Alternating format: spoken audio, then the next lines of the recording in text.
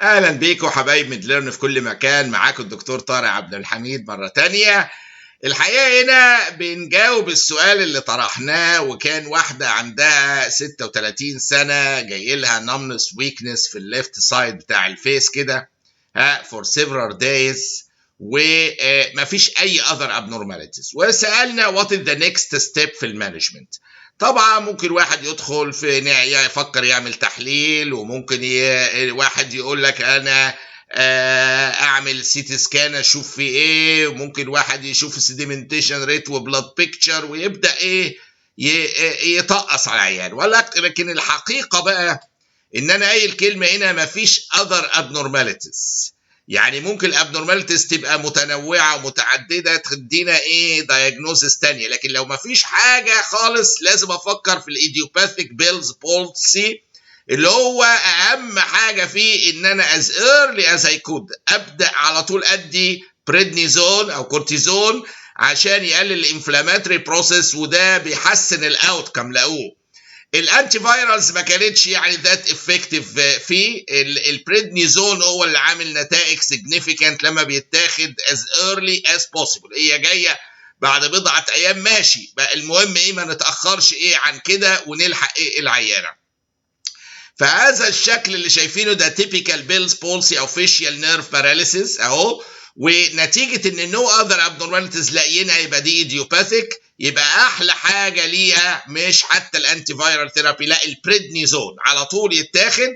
والحقيقه لما بنتكلم على البريدنيزون احب بس افكركم ايه بصوره كده لطيفه. دي صوره البنت دي قبل ما يجي لها الفيشيال بولس، شايفين اهو دي النورمال اهي اللي السهم بيتحرك عندها، ده النورمال. شايفين لما جالها الفيشيال بولس بقت ايه ازاي عشان بس نتخيل، وهي بطريقه اكيوت. يعني ده ماشي معاه ايديوباثيك بيلز بولسي اخدنا له ايه بريدنيزون.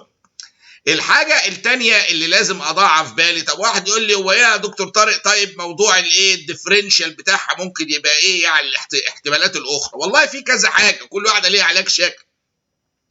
الشكل ده البيلز ده اول حاجه فكر فيها، مفيش اعراض اخرى بيلز بولس الايديوباثيك ماشي.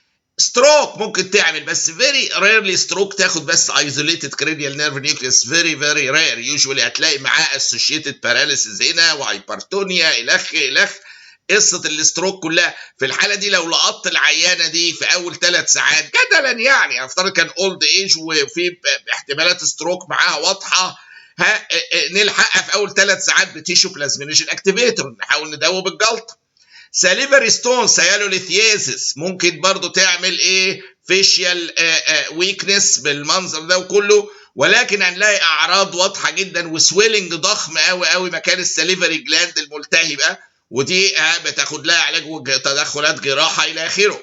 اللايم ديزيز اللايم ديزيز ده شرحناه بتفصيل في فيديوهات تانية. ده بقى ممكن يعمل فيشيال نيرف ايه باراليس، بس هتلاقي معاه كاردايتس، تلاقي ارثرايتس، هتلاقي فيفر، هتلاقي اعراض تانية. فيوم ما بقول ان مفيش اعراض تانية انا بتكلم على ايديوباثيك، تلحق ندي العيانه على طول ايه البريدنيزون. وجدوا ان هو الاستيرويد ثيرابي في حالات البيلز بولسي بريدنيزون 60 مللي جرام ديلي لمده 1 week has been shown to improve outcomes in Bell's palsy, but antiviral therapy in the absence of steroids appears to have no effect. يعني عاوز تدي انتي فايرال ويل اند جود، بس تديها مع البريدنيزون، ما تدوش ايه بس انتي فايرال لوحدها. فهي الحاله حاله لطيفه جدا.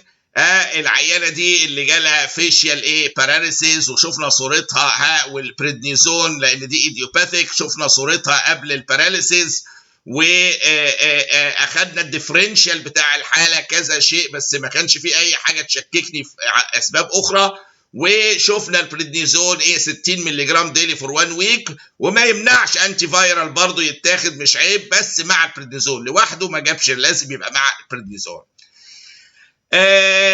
قبل بس منهي الفيديو برضو بذكر الجميع ان احنا في مرحلة انتقال ضخمة لميدليرن.academy.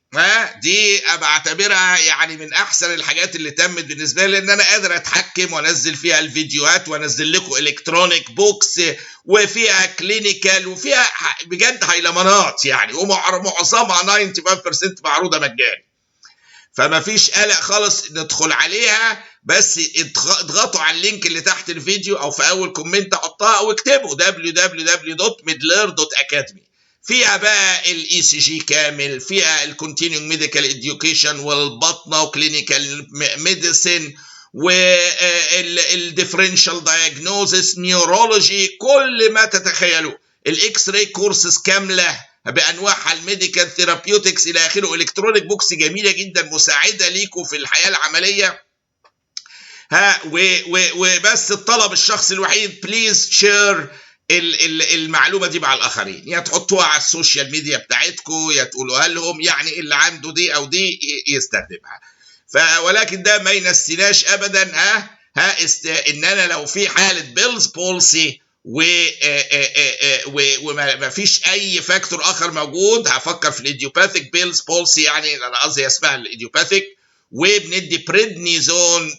ده اهم ستيب في المانج، ما تضيعوش وقتكم في اعمل انفستيجيشن براحتكم، بس يتاخد البريدنيزون الاول بعد كده نفكر. فاهلا بيكم في المرحله القادمه مع midler.academy. بلغوا كل اللي تعرفوهم رجاء شخصي، وبلغوهم باللينك، ابعتوها لهم الى اخره، عشان نجتمع هناك، لان هناك هبدا اعمل برامج خاصه بيها بقى جوه كمان ان شاء الله. فالى اللقاء ان شاء الله مع موضوعات اخرى جميله مع بعضنا باذن الله. شكرا لكم، باي باي.